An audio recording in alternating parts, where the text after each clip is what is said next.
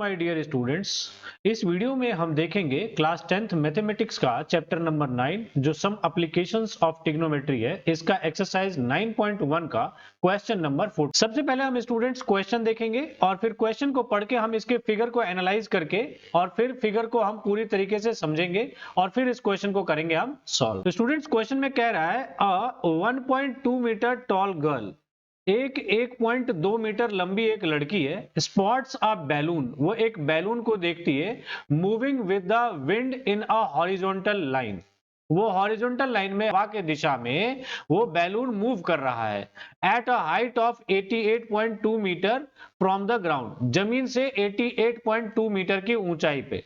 तो यहाँ पे मान लीजिए वो लड़की है यहाँ पे और वो लड़की देख रही है उस बैलून को जो यहाँ पे है और वो मूव कर रहा है हवा की दिशा में, मतलब यहां से दूर की तरफ मूव कर रहा है। ये कैसे पता चला यहां से दूर की तरफ मूव किया? तो वो आगे वाले स्टेटमेंट से पता चलेगा। कैसे? The angle of elevation, angle of elevation हमें दिया हुआ है of the balloon from the eyes of the girl, उस गर्ल के आंखों से जो एंगल ऑफ एलिवेशन बन रहा है बैलून का at any instant is 60 degree, वो किसी समय पे 60 डिग्री का था। तो यहाँ पे देखिए पहले हमारा 60 डिग्री का एंगल बन रहा है। आफ्टर सम टाइम, कुछ समय के बाद, the angle of elevation reduce to 30 degree, कुछ समय के बाद वो एंगल कितना हो जाता है? 30 डिग्री हो जाता है, मतलब ये वाला एंगल बन जाता है। तो 60 डिग्री से 33 डिग्री हुआ, मतलब जो ये बैलून था वो पास से दूर की तरफ मूव कर रहा है। इससे ये डायरेक्शन का पता चला। ओके, कह रहा है find the distance travelled by the balloon during the interval. अब कह रहा है बैलून ने कितना डिस्टेंस ट्रेवल किया होगा इस इंटरवल में 60 डिग्री से 30 डिग्री तक एंगल बनने में।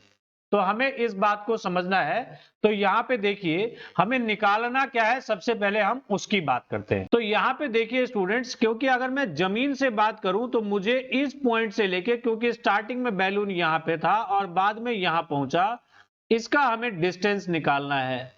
तो ये मैं यहां से यहां तक इस डिस्टेंस को लिख लेता हूं ये, और हमें क्योंकि ये डिस्टेंस निकालना है इसीलिए इस डिस्टेंस को हम मान लेते हैं कुछ x मीटर। तो हमने यहां से यहां तक x मीटर लिख लिया। पहले हम पूरे फिगर को एनालाइज कर लेते हैं, उसके बाद स्टेटमेंट पे चलेंगे कि स्टेटमेंट हमें लिखना क्या है। तो पहली बात हमने ये समझ ली।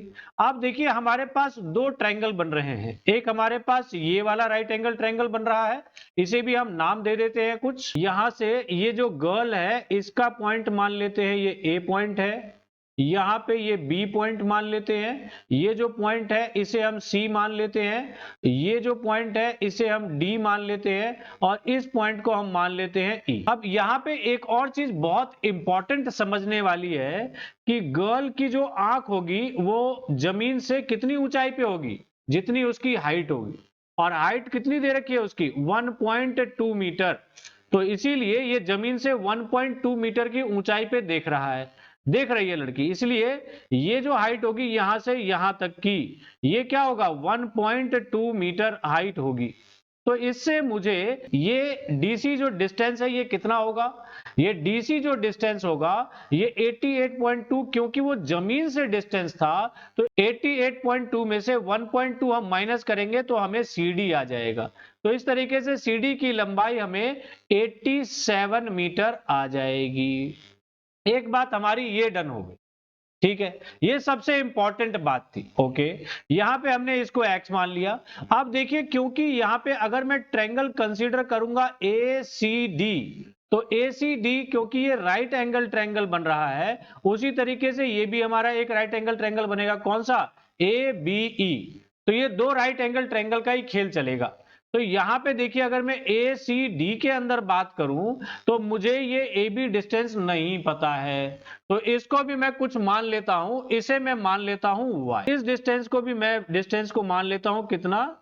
इसे मैं मान लेता हूं y मीटर, क्योंकि इसकी जरूरत तो नहीं है लेकिन हमें इसकी वैल्यू भी चाहिए होगी, तभी हम टोटल डिस्टेंस हम इस ट्रायंगल में निकाल पाएंगे क्योंकि उसका बेस टोटल किए होगा। ओके, अब चलते हैं हम बारी बारी से। दो ट्रायंगल है हमारे पास, इन दोनों ट्रायंगल में हम ट्रिग्नोमेट्री रेशियोज की मदद से हम सॉल्व करेंगे। देखिएगा किस तरीके से होगा। तो स्टेटमेंट लिखते हैं सबसे पहले। तो सबसे पहले मेरे को जो निकालना है पहले वो मान लेते हैं। Let the distance between two balloon positions be x metre.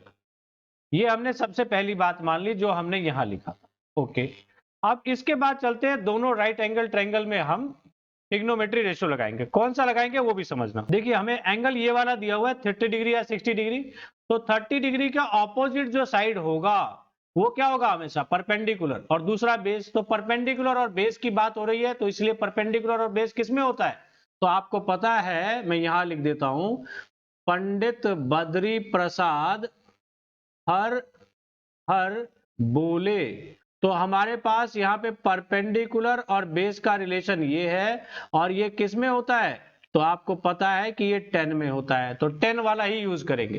तो दोनों ही ट्रायंगल में हम 10 का ही यूज कर लेंगे।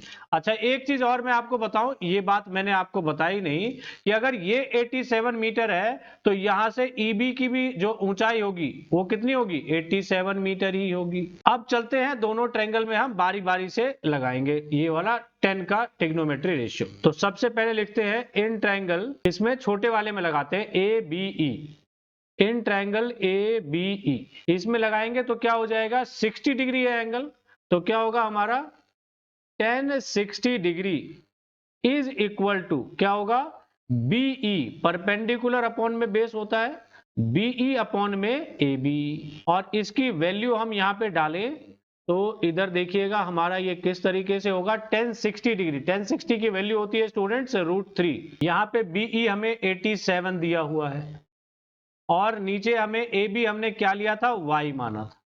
तो इस तरीके से आपकी Y की वैल्यू आ जाएगी कितनी, तो y is equal to 87 upon में √3, और इसको अपॉन में ही रहने दो, या तो डिनोमिनेटर में रहने दो, या फिर आप इसको रैशनलाइज भी कर सकते हो। तो मैं इसको रैशनलाइज करके यहाँ पे लिख देता हूँ, √3 अपॉन में √3, तो ये हो जाएगा हमारे पास 87 √3 अपॉन में 3। तो यहाँ पे देखिए कट जाएगा, 3 कम 3, 3 दूनी 6, 3 नम्मा 27। इस तरीके से y की वैल्यू जो आएगी आपके पास वो 29 √3 मीटर आ जाएगी। ये आ गई आपकी y की वैल्यू। तो अब मैंने पहला ट्रायंगल में लगा लिया, अब दूसरे ट्रायंगल में चलते हैं। तो लिखेंगे now in triangle what, ACD triangle में देखते हैं। अब ACD ट्रायंगल में क्या होगा, तो इसमें भी 10 का ही यूज करेंगे, तो 10, लेकिन यहाँ पे एंगल क्या हो गया, 30 degree. tan 30 is equal to क्या होगा, परपेंडिकुलर है CD और बेस है हमारा AC। इसमें वैल्यू देखिए, tan 30 की वैल्यू हम डालेंगे तो 1 अपॉन √3 हो जाएगा। CD की वैल्यू डालेंगे, CD हमारा कितना है, 87 ही है, और अपॉन में AC देखिए हमारा x प्लस वाई होगा कि नहीं, बिल्कुल होगा। इससे देखिए इसको मैं क्रॉस मल्टीप्लाई करूंगा तो x plus y is equal to, ये हो जाएगा हमारे पास 87 √3, और यहाँ पे y की वैल्यू हमने नीचे निकाली थी, तो y की वैल्यू अब मैं इसमें पुट करूंगा, या तो मैं एक और स्टेप कर लूं कि x इज इक्वल टू 87 √3 और माइनस y, और यहां से मुझे x की वैल्यू आएगी 87 √3 माइनस 29 √3, और इस तरीके से मुझे x की वैल्यू मिल जाएगी।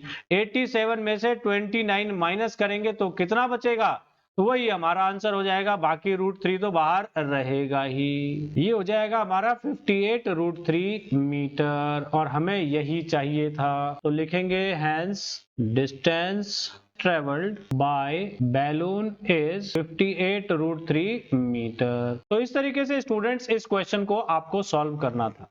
अगर आपको ये क्वेश्चन समझ नहीं आया तो इसको एक बार और देख लीजिए, आपको डेफिनेटली ये क्वेश्चन अच्छे तरीके से समझ में आएगा।